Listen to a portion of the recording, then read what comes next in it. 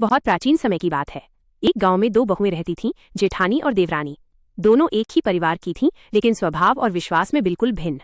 जेठानी धनवान थी, घर में किसी वस्तु की कमी नहीं थी, पर वो पूजा पाठ और व्रत को व्यर्थ मानती थी।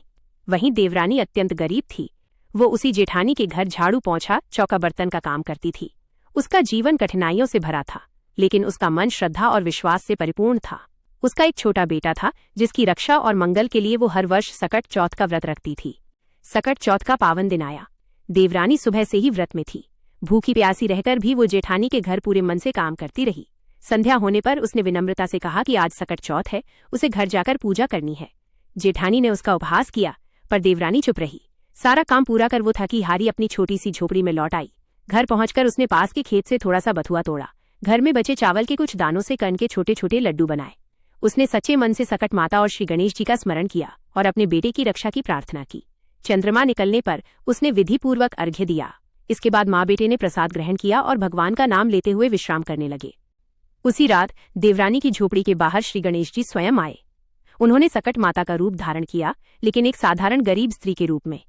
उनके स्वरूप में कोई आडंबर नहीं था, पर उनके भीतर एक दिव्य तेज छिपा हुआ था, जिसे देवरानी पहचान न सकी। वह स्त्री झोपड़ी में आई और बोली कि उसे बहुत भूख लगी है। देवरानी ने उसे साधारण गरीब स्त्री समझकर श्रद्धा से वही कण के लड्डू और बथुआ का भोग अर्पित कर दिया। स्त्री ने प्रेम पूर्वक भोजन किया, पानी पिया और विश्राम करने लगी। थोड़ी देर बाद उस स्त्री ने कहा, मुझे टट्टी लगी है, मैं कहाँ जाऊं? देवरानी ने सरलता से उत्तर दिया, माता, सारा घर अभी लीपा पुता है, जहां चाहे बैठ जाइए। लोक कथा के अनुसार उस स्त्री ने पूरे घर में टट्टी कर दी। फिर भी बोली, अब भी पूरी नहीं हुई, अब कहाँ जाऊं? तब देवरानी ने बिना घृणा, बिना संकोच कहा, माता, अब मेरे सिर पर ही कर दीजिए। उस स्त्री ने फिर देवरानी के बालों से टट्टी साफ की और वहां से चली गई। देवरानी ने इसे भी ईश्वर की इच्छा मानकर सहन किया। उसे तब तक ये ज्ञात नहीं था कि स्वयं सकट माता श्री गणेश जी उसके घर पधारे थे। अगली सुबह जब देवरानी की आंख खुली तो वो दृश्य देखकर चकित रह गई। जहां जहां रात को वो स्त्री टट्टी करके गई थी, वहां वहां सोना ही सोना बिखरा पड़ा था। पूरी झोपड़ी कंचनमयी हो चुकी थी। इतना ही नहीं, देवरानी के बालों से जहां उस स्त्री ने टट्टी साफ की थी, वहीं से सोने की वर्षा होने लगी। देवरानी और उसका बेटा सोना बटोरने लगे। वो सोना समेटते समेटते थक गई, लेकिन सोना समाप्त ही नहीं हो रहा था। तभी माँ बेटे को समझ आया कि कल रात कोई साधारण स्त्री नहीं, बल्कि स्वयं सकट माता श्री गणेश जी के रूप में उन्हें आशीर्वाद देकर गई हैं। इधर जब देवरानी समय पर काम पर नहीं पहुंची तो जेठानी क्रोधित हो उठी। उसने अपने पुत्र को भेजा। जब उसने लौटकर सारा दृश्य बताया तो जेठानी के पैरों तले जमीन खिसक गई।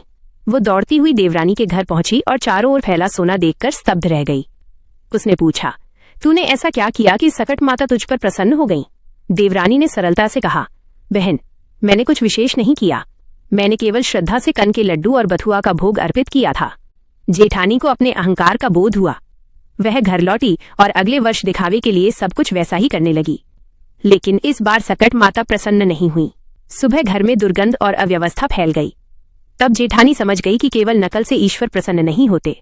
देवरानी ने शांत स्वर में कहा, बहन, मेरी गरीबी सच्ची थी और मेरी श्रद्धा भी। तुमने केवल अभिनय किया, इसलिए सकट माता अप्रसन्न हुई। इस प्रकार सकट चौथ का व्रत सिखाता है कि ईश्वर दिखावे से नहीं, बल्कि सच्ची श्रद्धा, त्याग और विश्वास से प्रसन्न होते हैं। जय सकट माता, जय श्री गणेश।